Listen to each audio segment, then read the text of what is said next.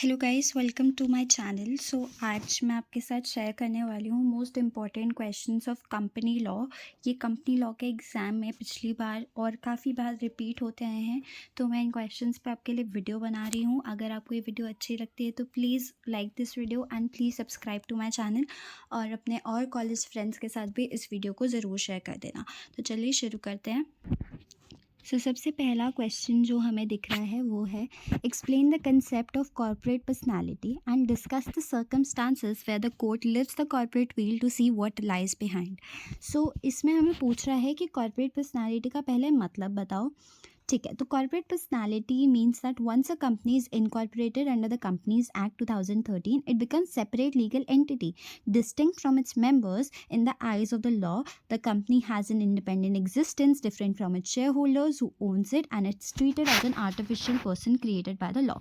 तो अगर इसमें कॉर्पोरेट पर्सनालिटी का मीनिंग क्या है कि कंपनी एक सेपरेट लीगल एंटिटी बन गई है, that is it is having its independent existence. उसकी एक अलग एग्जिस्टेंस है, वो एक इंडिपेंडेंट एंटिटी है। फॉर एग्जाम्पल, मिस्टर ए ने कंपनी ए स्टार्ट करी, तो अब कंपनी ए की अपनी आइडेंटिटी है, वो मिस्टर ए से अलग है, उसके पास सेपरेट लीगल एंटिटी बन गई है, अपनी अलग आइडेंटिटी है, और उसे एक आर्टिफिशियल पर्सन माना जाता है जो क्रिएटेड बाय लॉ है।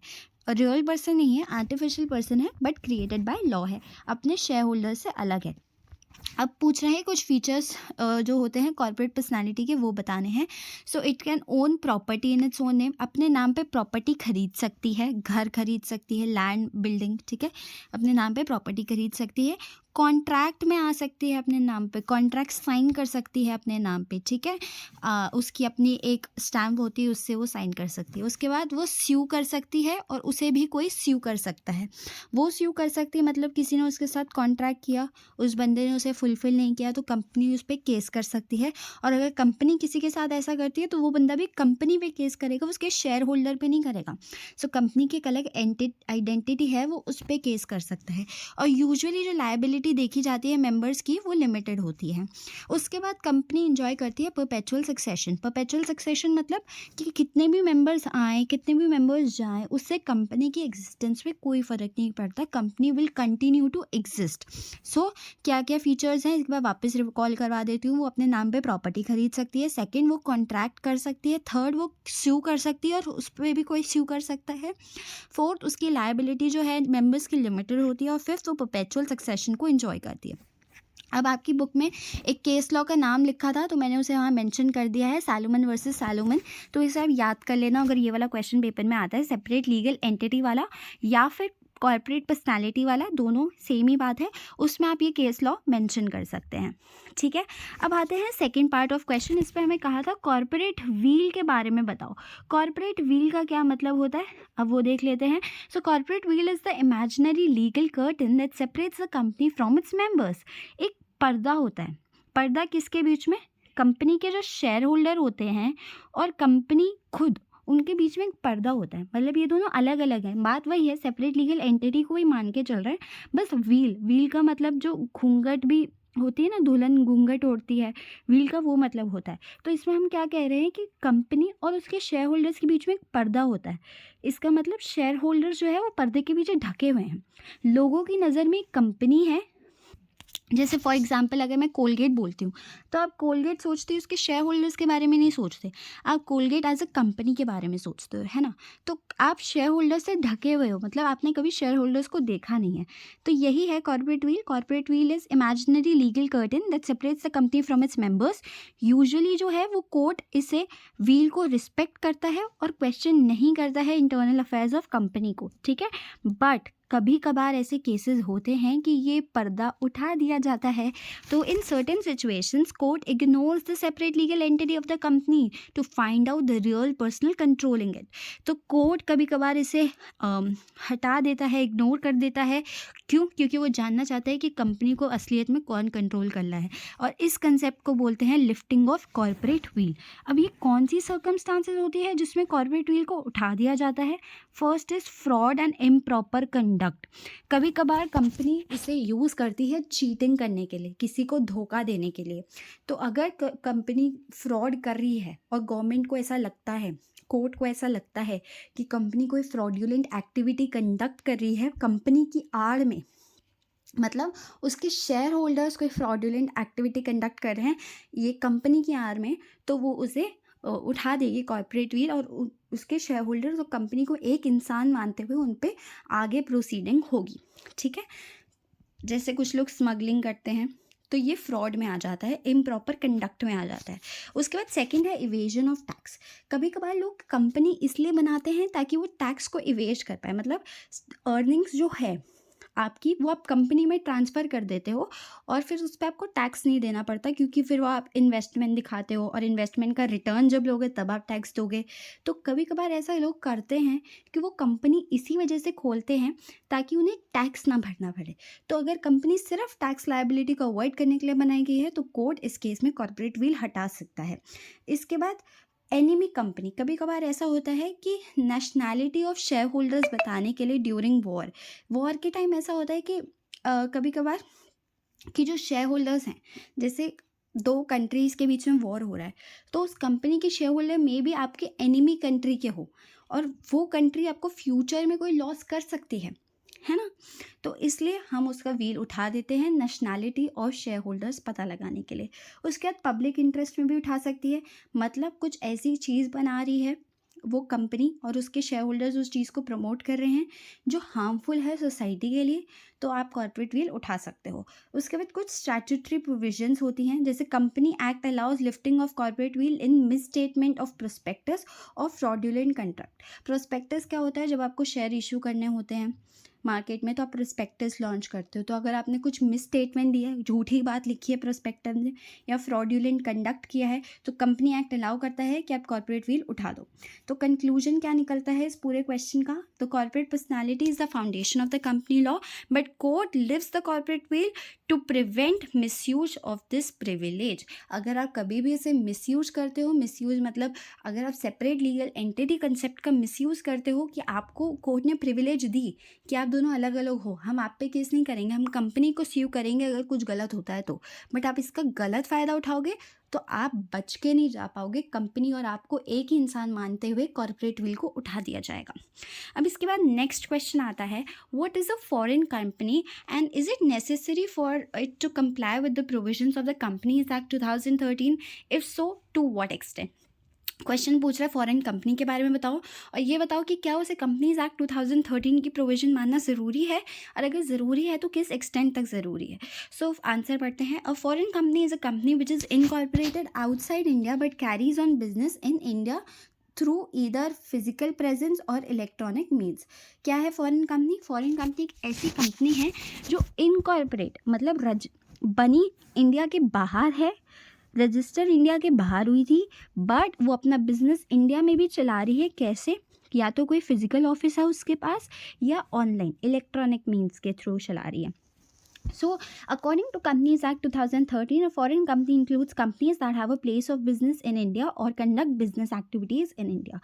जिनके पास place of business है इंडिया में, मतलब इंडिया में बिजनेस कर पा रही है या फिर किसी भी वे में अपनी एक्टिविटीज़ इंडिया में ज़रूर कर रही है, तो वो एक फॉरेन कंपनी कहलाती है। ठीक है। Compliance with companies act 2013, yes foreign company को करनी पड़ती है, रिक्वायर्ड है to comply the provisions of companies act 2013 but to a limited extent only, not fully like Indian company.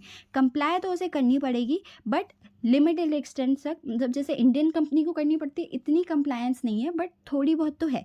अब वो पढ़ेंगे एक्सटेंट क्या है। So foreign companies are govern mainly by section this and this of companies act. क्या है section 379 to 393। Section याद रखने की ज़रूरत नहीं है आपको, बट आपको ये ज़रूर याद रखना है कि कंप्लायंसेस क्या क्या करनी पड़ती है। सो फर्स्ट जो इम्पॉर्टेंट कंप्लायंस उसे करनी पड़ती है, रजिस्ट्रेशन विद ROC। उसे अपने आप की रजिस्ट्रेशन करानी पड़ेगी, किसके पास? ROC, रजिस्ट्रार ऑफ कंपनी के पास। सेकेंड इज उसको filing of charter documents like memorandum and article. Charter is important documents, तो उसे अपने MOA और AOA फाइल करने पड़ेंगे, किसके पास? ROC के पास। उसके बाद disclosure of details of directors in salary, secretary लिखा है। सो आपको डिस्क्लोज करनी पड़ेंगी डिटेल्स ऑफ डायरेक्टर्स की, कौन कौन डायरेक्टर्स हैं और कौन आपका सेक्रेटरी है। उसके बाद सबमिशन ऑफ फाइनेंशियल स्टेटमेंट, अपनी फाइनेंशियल स्टेटमेंट सबमिट करनी पड़ेंगी और बाकी इंस्पेक्शन और पेनल्टी से रिलेटेड, मतलब अगर आप कुछ लेट हो जाते हो फाइनेंशियल स्टेटमेंट सबमिट करने में तो आप पे पेनल्टी लग सकती है, तो वो आपको भरनी पड़ेगी, उसके साथ आपको कंप्लाई करना पड़ेगा। और इंस्पेक्शन से रिलेटेड कभी कभार अगर आपके ऊपर कोई प्रोसीडिंग चल गई तो आपको पूरा कॉर्पोरेट करना पड़ेगा इंस्पेक्शन में। तो ये सारी चीज़ें आपको कंप्लाई करनी पड़ेगी। क्या क्या? सबसे पहले आरओसी के पास रजिस्टर करवाना पड़ेगा, उसके बाद चार्टर डॉक्यूमेंट्स यानी कि एमओए और एओए वहाँ पे फाइल करना पड़ेगा। उसके बाद डिस्क्लोज करोगे डिटेल्स किसकी, डायरेक्टर की और सेक्रेटरी की। उसके बाद सबमिट करोगे अपने फाइनेंशियल स्टेटमेंट्स और कंप्लायंस करोगे किस में, इंस्पेक्शन में, और पेनल्टी से रिलेटेड प्रोविजंस अगर कोई लगती है तो। इसके बाद लिखा है however companies are not required to comply with the provisions related to share capital, board meeting, internal management applicable to Indian companies। अब क्या क्या एप्लीकेबल नहीं है? Provisions relating to share capital, board meeting, internal management, ये सब नहीं करना है। क्योंकि देखो मेजरली अगर एक फॉरेन कंपनी है तो इनके शेयर होल्डर्स कहाँ होंगे? बाहर होंगे। ये तो सिर्फ बिजनेस कर रही है ना इंडिया में, शेयर ज़रूरी थोड़ी यहाँ बेचे हों, तो शेयर होल्डर बाहर होंगे। तो इनको ये जो हमारी एजीएम करने वाली होती है, बोर्ड मीटिंग, ठीक है, एक्स्ट्राऑर्डिनरी जनरल मीटिंग, ये सब वाली प्रोविज़न, शेयर कैपिटल वाली प्रोविज़न मानने की ज़रूरत नहीं है, क्योंकि ये सब बाहर के हिसाब से हो रही होंगी। तो सिर्फ बेसिक जैसे एमओए, ये सब तो इंडिया में होगा, तो इसलिए बेसिक प्रोविजंस तो मनवा ली, बट ये सब मानने की ज़रूरत नहीं है। तो कंक्लूड करते हैं इस आंसर को। So foreign companies are partially governed by companies act 2013 to ensure transparency, accountability and protection of Indian stake holders. अब आते हैं नेक्स्ट क्वेश्चन पे। Define a private company, explain the provisions under the Companies Act 2013 through which a public company can be converted into a private company। So हमें बताना है private company की definition. First, private company is defined under companies act 2013 as a company which restricts the right of transfer of its shares। उसके बाद limits the number of members to 200। उसके बाद prohibits any invitation to public to subscribe to its securities। जो ये तीन चीज़ें नहीं करती कंपनी, वो सारी कंपनी प्राइवेट कंपनी है। क्या तीन चीज़ें? Restrict the right to transfer it shares, right को रिस्ट्रिक्ट कर देती है कि आप ट्रांसफ़र नहीं कर सकते। रिस्ट्रिक्ट कर रही, प्रोहिबिट नहीं कर रही। ट्रांसफ़र कर सकते हो बट कुछ कंडीशंस लगा देगी, मतलब रिस्ट्रिक्शन लगा देगी। ऐसा नहीं है कि ट्रांसफ़र कर ही नहीं सकते, कर सकते हो, बट रिस्ट्रिक्ट करेगी, मतलब कुछ ऐसी रिस्ट्रिक्शंस लगाएगी कि अगर ये कंडीशन फॉलो करते हो तो ही ट्रांसफ़र होगा। तो restrict the right to transfer the share. Second is limits the number of members to 200। Maximum number of members जो होंगे इन कंपनी में वो 200 होंगे, इससे ज़्यादा मेंबर्स नहीं हो सकते, ठीक है। और कम से कम कितने हैं? वो 2 होते हैं, वो आपको पता होना चाहिए। उसके बाद prohibits any invitation to public to subscribe. यहाँ पे प्रोहिबिट लिखा है, मतलब बैन है, ये तो कर ही नहीं सकती, रिस्ट्रिक्शन नहीं लगानी, ये बैन है। मतलब वो पब्लिक से अपने शेयर सब्सक्राइब नहीं कराएगी। पब्लिक से करा लेगी तो फिर पब्लिक कंपनी बन जाएगी ना, मतलब इसके शेयर ये कुछ सिलेक्टेड लोगों को जाके बेच सकती, नॉर्मल जनरल पब्लिक से सब्सक्राइब नहीं करा सकती। तो पहला है restrict the right to transfer the share. Second, limit the number of member up to 200 and prohibits any public invitation to subscribe it share. इसके बाद कन्वर्जन पे आते हैं। सेकेंड बात था ना क्वेश्चन का, कन्वर्ट कैसे करते हैं एक पब्लिक कंपनी को एक प्राइवेट कंपनी में। So public company can be converted into a private company by following the procedure prescribed under companies act 2013। Procedure क्या है? सबसे पहले तो एक स्पेशल रेजोल्यूशन पास करनी है जनरल मीटिंग में। जबकि जनरल मीटिंग होती है वहाँ पे आपको एसआर पास करनी है, स्पेशल रेजोल्यूशन। स्पेशल रेजोल्यूशन कैसे बात करते हैं? देखो, दो तरह की रेजोल्यूशन होती है, एक होती है ऑर्डिनरी रेजोल्यूशन, एक होती है स्पेशल रेजोल्यूशन। ऑर्डिनरी में मतलब 50% लोग अग्री कर रहे हैं तो ऑर्डिनरी रेजोल्यूशन पास हो गए। स्पेशल रेजोल्यूशन में 75% लोग अग्री करने चाहिए, मतलब 3/4 लोग अगर उस मीटिंग में जितने भी प्रेजेंट हैं वो अग्री करते हैं तो स्पेशल रेजोल्यूशन पास होगी। तो आपको 75% लोगों को अग्री कराना है, that is special resolution pass करवानी है। उसके बाद alteration of article of association to include restrictions applicable to a private company. हमें क्या करना है? Alteration of articles of association to include the restriction. हमें एक पब्लिक कंपनी को प्राइवेट कंपनी में बनाना है, तो पब्लिक कंपनी में तो ये रिस्ट्रिक्शंस होती नहीं है, रिस्ट्रिक्ट नहीं करते हम नंबर ऑफ़ मेंबर्स, और रिस्ट्रिक्ट नहीं करते ट्रांसफ़र ऑफ शेयर्स, और प्रोहिबिट नहीं करते इनविटेशन। तो अब ये तीनों रिस्ट्रिक्शंस को ऐड करवा देना ताकि वो एक प्राइवेट कंपनी बन सके। उसके बाद किसका अप्रूवल चाहिए? हमें अप्रूवल चाहिए NCLT यानी नेशनल कंपनी लॉ ट्रिब्यूनल का अप्रूवल चाहिए। उनके पास हम लेटर डालेंगे अप्रूवल का और फिर उनका अप्रूवल का वेट करेंगे। उसके बाद फाइल करेंगे alter documents and tribunal order with ROC, इनकी परमिशन मिल जाती है। तो ये सब ऑल्टर डॉक्यूमेंट मतलब ऑल्टर्ड AOA और ट्रिब्यूनल का ऑर्डर जो भी है वो ROC के साथ हम फाइल करेंगे। ठीक है। और आरओसी फिर हमें फ्रेश सर्टिफिकेट देगा, किसका? इनकॉर्पोरेशन का। ओके। अब कंक्लूजन क्या निकलता है इन सब चीज़ों से? तो conversion is allowed under the law but it is strict compliance to safeguard the interest of share holders and creditors. अब नेक्स्ट आता है write a note on legal association of person. हमें शॉर्ट नोट निकला है on legal association of person. So illegal association of person का मतलब क्या है? एक ऐसी association of person form for carrying on the business with the profit motive, कि मोटिव आपका प्रॉफिट है बट आपने इसे रजिस्टर नहीं करा रखा है और इसमें 50 से ज़्यादा लोग होने चाहिए।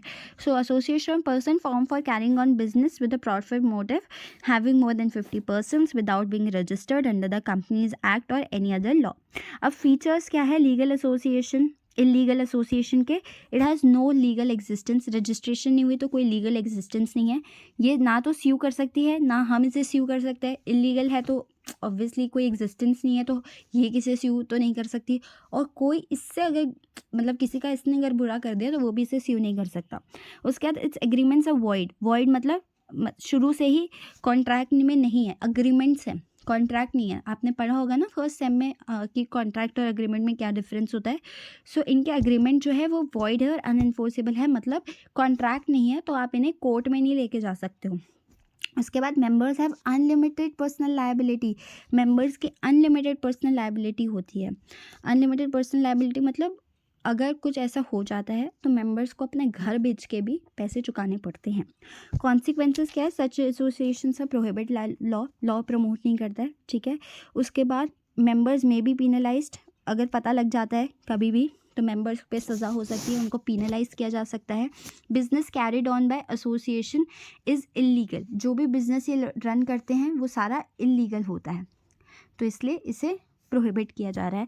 तो conclusion, to carry business legally registration बहुत ज़रूरी है और any unregistered large association is treated as illegal. इसके बाद है next question, state the importance of memorandum of association of the company, explain the procedure related to alteration of registered office clause of memorandum of association.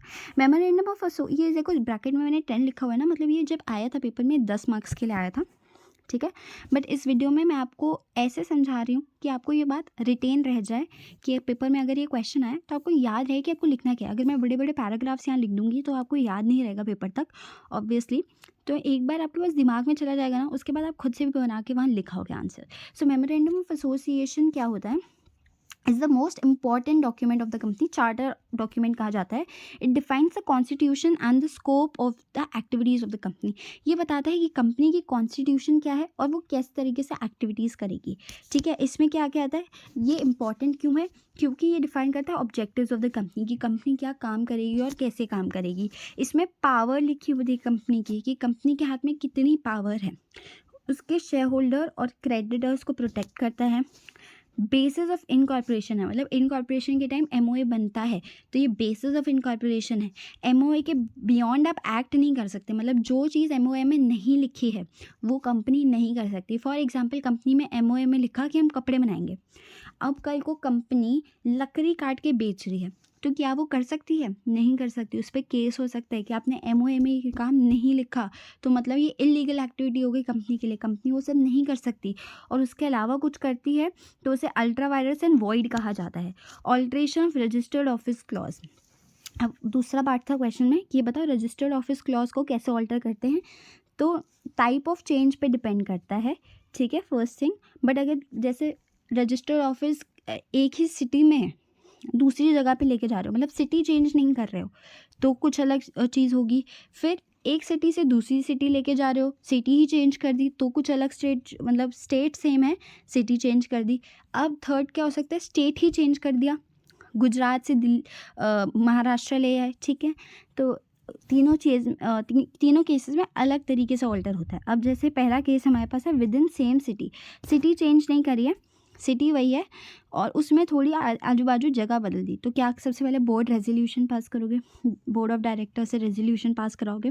फिर from one city to another city, मतलब आप आगे एक city से दूसरी city में, राजकोट से अहमदाबाद आ गए बट आप रहे गुजरात के अंदर ही, गुजरात नहीं बदला, राजकोट से अहमदाबाद आ गए, तो आप एक स्पेशल रेजोल्यूशन पास करोगे और आरओसी का अप्रूवल लोगे, ठीक है। सेम सिटी में क्या करोगे? बोर्ड रेजोल्यूशन पास करोगे, बस, ठीक है। अब one city to another city special resolution pass करोगे और आरओसी का अप्रूवल भी लोगे।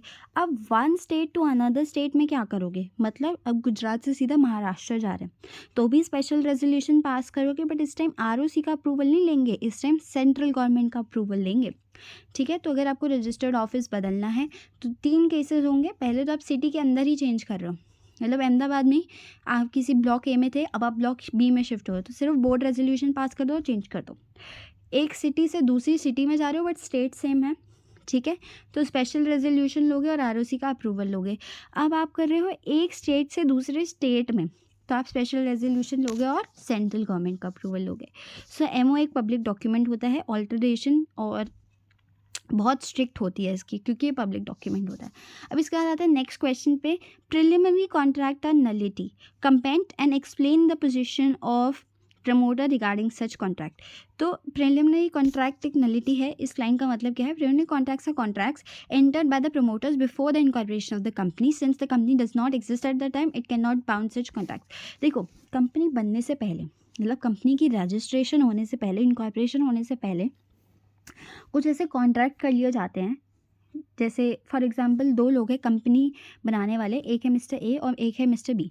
मिस्टर ए और मिस्टर बी ने डिसाइड कर लिया, कंपनी फॉर्म नहीं हुई अभी तक, उन्होंने डिसाइड कर लिया कि यार ऐसे ऐसे रनिंग करेंगे कंपनी की, और उन्होंने उसका कॉन्ट्रैक्ट बना लिया। तो अब कंपनी फॉर्म तो हुई नहीं थी, और ये उस टाइम पे जब तक फॉर्म नहीं हुई उससे पहले हो चुका है कॉन्ट्रैक्ट, तो इसे हम बोलते हैं प्रिलिमिनरी कॉन्ट्रैक्ट। तो preliminary contracts are the contracts entered by the promoters before the incorporation of company, since the incorporation of company does not exist at that time it can not be bound by such contracts. तो company पे क्या होगा ऐसे contract, देखो company exist तो करती नहीं थी, तो कोई भी contract, company separate legal person है ना, तो कोई भी कॉन्ट्रैक्ट कंपनी के एग्जिस्टेंस से पहले कर लिया गया तो वो कंपनी को बाउंड नहीं कर सकता कि वो इसे कंप्लाई करेगी या नहीं करेगी। इसे नलिटी क्यों बोला जाता है, नलिटी मतलब ज़ीरो, ना के बराबर, कोई वैल्यू नहीं, ठीक है। सो क्योंकि ये नॉन एग्जिस्टेंट कंपनी के लिए होता है, क्योंकि उस टाइम कंपनी थी नहीं ना, नॉन एग्जिस्टेंट थी कंपनी, तो वो कॉन्ट्रैक्ट में नहीं आ सकती। Such contracts can not be ratified by the company later. Ratify क्या होता है, रैटिफाई होता है बैक डेट से एक्सेप्ट करना। फॉर एग्जाम्पल, मैंने कंपनी बनाई 1 Feb को और कॉन्ट्रैक्ट मैंने कर लिया था 1 जनवरी को, तो रैटिफाई क्या करूँगी कि मैं 1 जनवरी वाला कॉन्ट्रैक्ट 1 फरवरी को एक्सेप्ट कर सकती हूँ, मैं ये कर सकती हूँ, मतलब बैक डेट से एक्सेप्ट कर सकते हैं, ठीक है। ये नहीं कर सकते कंपनी, तो इसलिए हम इसे रैटिफाई भी नहीं कर सकते। इसके बाद पोजीशन ऑफ द प्रमोटर। अब सेकंड पार्ट था क्वेश्चन में, comment on the position of the promoter regarding such contracts. So promoter are personally liable. कोई भी कॉन्ट्रैक्ट जो कंपनी बनने से पहले किया गया, कंपनी को उसकी नॉलेज नहीं थी, उसके लिए कौन लायबल होगा, प्रमोटर। प्रमोटर होता है ना जो कंपनी स्टार्ट करता है, इसलिए प्रमोटर यूज़ किया गया। Company is not bound unless a new contract is enter after incorporation. आप क्या कर सकते हो ऐसे कॉन्ट्रैक्ट को आगे बढ़ाने के लिए कि आपने तब तो कर लिया था, अब कंपनी बन गई, अब कंपनी के सामने उसे वापस कर लो, तो एक न्यू कॉन्ट्रैक्ट कर लो, और अगर न्यू कॉन्ट्रैक्ट नहीं करते हो तो आप कंपनी को बाउंड नहीं कर सकते हो। कंक्लूजन क्या निकल के आता है, promoter must act carefully as they bear the responsibility for the preliminary contracts. इसके बाद है what do you understand by forfeiture of shares, explain the requirement for the valid forfeiture of shares by company, can forfeited shares be reissued. So इसका answer पढ़ते हैं, पहले पढ़ते हैं forfeiture of share क्या होता है। तो forfeiture of share means cancellation of shares by the company due to non payment of call by the share holder. जब्त कर लेना शेयर ऐसे शेयर होल्डर से जिसने कॉल्स पे नहीं किया, फर्स्ट कॉल पे करी है, सेकंड नहीं करी, तो शेयर आप फोरफीट कर सकते हो, तो मीन्स कैंसिलेशन ऑफ शेयर, ठीक है। Requirement of valid forfeiture, requirement होती है वैलिड फोरफीचर की, authority must exist in the article of association. आप जब एओए बनाते हो ना, उसमें आपको ये मेंशन करना पड़ता है कि कंपनी के पास पावर है कि वो शेयर फोरफीट कर सकते हैं। अगर आप मेंशन नहीं कर सकते हो, मतलब आपने मेंशन नहीं किया था, तो आप फोरफीट नहीं कर सकते। Second is proper notice must be given to the share holders.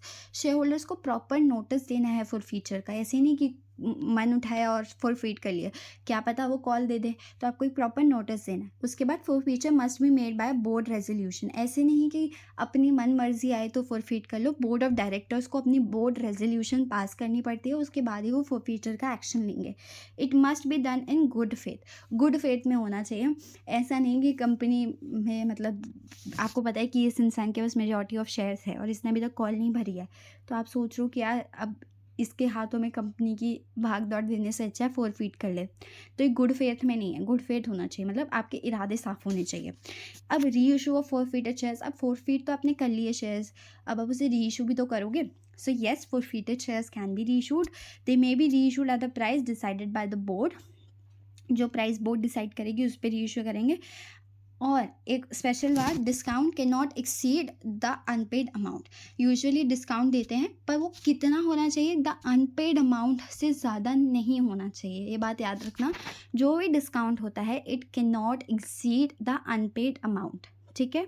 जितना उसने जैसे मतलब अगर 10 रुपये थी शेयर की प्राइस और सामने वाले से जिससे हमने फोरफीट किया उसने बस 4 रुपये दिए और वो 6 रुपये नहीं दे रहा था, इसलिए हमने शेयर्स फोरफीट कर लिए। अब आगे अगर हम ये शेयर्स कभी भी री इशू करेंगे तो हम मैक्सिमम डिस्काउंट जितना दे सकते हैं वो है 6 रुपये, क्योंकि उसने 6 रुपये नहीं भरे थे। 6 रुपये से ज़्यादा डिस्काउंट आप इन शेयर्स पे कभी नहीं दे सकते। कम दे सकते हो, 5 देना है 4 देना है वो आपकी मर्ज़ी, बट 6 से ज़्यादा नहीं दे सकते। So conclusion, forfeited share is penal action, must strictly follow the legal requirements. इसके बाद है next question, what is private placement of securities, is the company required to issue prospectus in case of private placement. Answer है private placement refers to the offer of securities to a selected group of persons and not to public at large. Private placement का मतलब क्या है कि private company जो अपने share issue करती है ना उसे हम कहते हैं प्राइवेट प्लेसमेंट।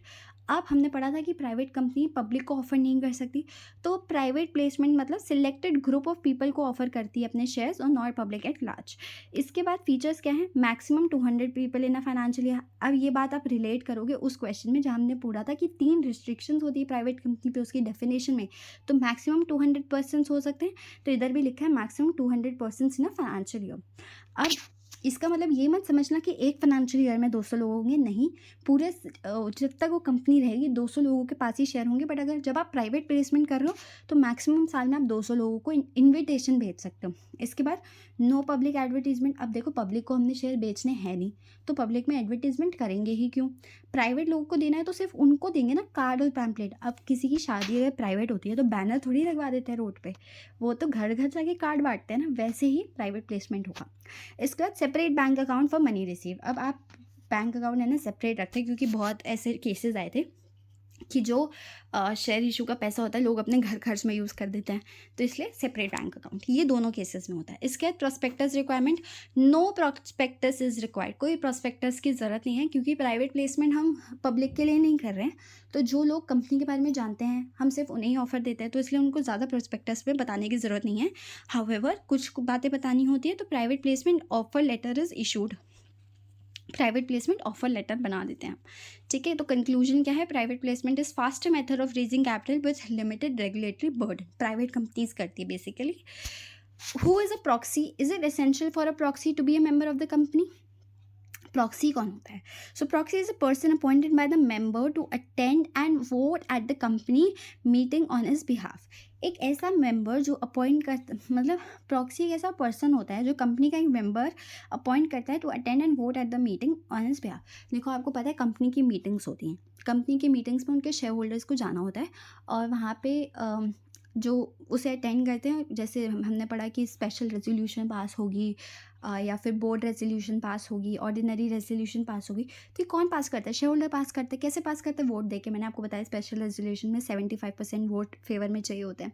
तो आप लोग अगर जाएंगे नहीं तो वोट कैसे करेंगे, तो उन्हें मीटिंग में जाना पड़ता है, उसे अटेंड करना पड़ता है।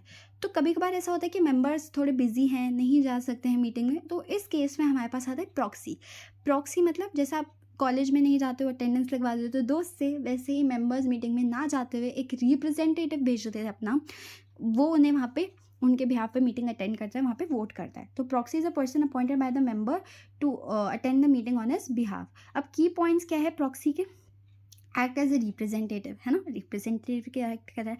उसके बाद need not to be a member of the company, ज़रूरी नहीं है मेंबर हो। अभी कभी कभार क्या होता है, जैसे आप किसी दूसरी क्लास के बच्चे को बिठा देते हो, कभी कभार बोलते हो यार तू तो अपनी क्लास का ही है ना, तो ही में अटेंडेंस लगवा दियो, तो हो सकता है वो मेंबर भी हो कंपनी का, बट ज़रूरी नहीं है कि वो मेंबर होना ही चाहिए, कोई और बंदा भी आके मीटिंग अटेंड कर सकता है।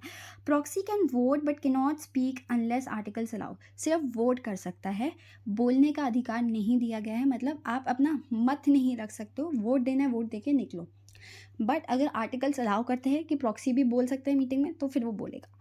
मतलब बोलना चाहता है तो बोलेगा। तो proxy system ensures participation members who can not attend the meeting personally. अब आते हैं discuss the provisions of companies act 2013 regarding the independent director. Independent director कौन होता है? Directors who have no material और financial relationship with the company. इनका कोई material financial relationship नहीं होता है, मतलब पैसे वैसे लेने या देने का कोई रिलेशनशिप नहीं होता है। So mandatory for listed company, independent director होना चाहिए, मैंडेटरी है लिस्टेड कंपनी में, और टेन्योर होना चाहिए 5 साल का, और उसके बाद एलिजिबल फॉर 1 रीअपॉइंटमेंट। तो सबसे पहले तो मैंडेटरी है लिस्टेड कंपनी में आपका इंडिपेंडेंट डायरेक्टर होना। टेन्योर कितना रहेगा? 5 साल का रहेगा। उसके बाद एक बार उन्हें वापस रीअपॉइंट किया जा सकता है। नो स्टॉक्स ऑप्शन अलाउड, मतलब आप उन्हें स्टॉक ऑप्शन होता है ना, शेयर्स दे देना, वो अलाउड नहीं है। उसके बाद must protect minority share holder, जिनके पास कम शेयर्स है उनका इंटरेस्ट बचा रहना चाहिए कंपनी में।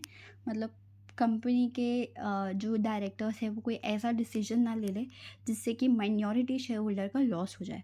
उसके बाद required to follow code of conduct, code of conduct उन्हें फॉलो करना पड़ता है। तो कंक्लूजन क्या है? इंडिपेंडेंट डायरेक्टर प्रमोट करने के लिए होता है transparency and good corporate governance. उसके बाद explain the process of corporate insolvency resolution under the insolvency and bankruptcy code 2016। So the corporate insolvency resolution process CIRP से कहा जाता है is initiated when a company fails to repay its debt। तो मतलब corporate insolvency क्या है कि हम कंपनी को बंद करना चाहते हैं और कंपनी के सारे एसेट्स बेच के सारी लायबिलिटीज़ को चुकता करना चाहते हैं, क्योंकि कंपनी के पास पैसे नहीं बचे हैं, वो खुद से ये सब नहीं कर पा रही है। प्रोसेस कैसे करना होता है? सबसे पहले तो आप एप्लीकेशन दोगे NCLT, national company law tribunal को, वहाँ पे एप्लीकेशन दोगे और उन्हें बोलोगे कि हम पूरा लुट चुके हैं, दिवालिया हो चुके हैं, तो आप हमें मदद कीजिए। उसके बाद आप मोराटोरियम का डिक्लेरेशन करोगे। इसमें क्या होता है कि आप ये बोलोगे, तो इसमें क्या होता है कि जो NCLT है वो सारी लीगल प्रोसीडिंग्स पे जो इस लिक्विडेशन के अलावा होती है उसको भी रोक देती है, प्रोहिबिट कर देती है। और मतलब कंपनी अपने एसेट्स को अब छू नहीं सकती और कोई दूसरा इंसान कंपनी के एसेट्स पे अपना क्लेम नहीं कर सकता। अब वो एसेट कोर्ट रख लेती है और उसके बाद वो लिक्विडेशन का प्रोसेस आगे बढ़ाती है, ठीक है, इंसॉल्वेंसी वाला।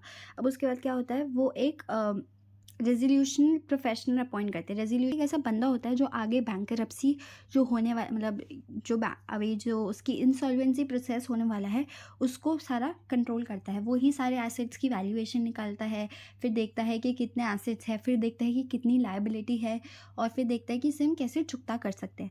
इसके बाद फॉर्म होती है कमेटी ऑफ क्रेडिटर्स। अब ये बहुत अच्छी चीज़ है, इसको समझो। कमेटी ऑफ क्रेडिटर्स क्या होता है?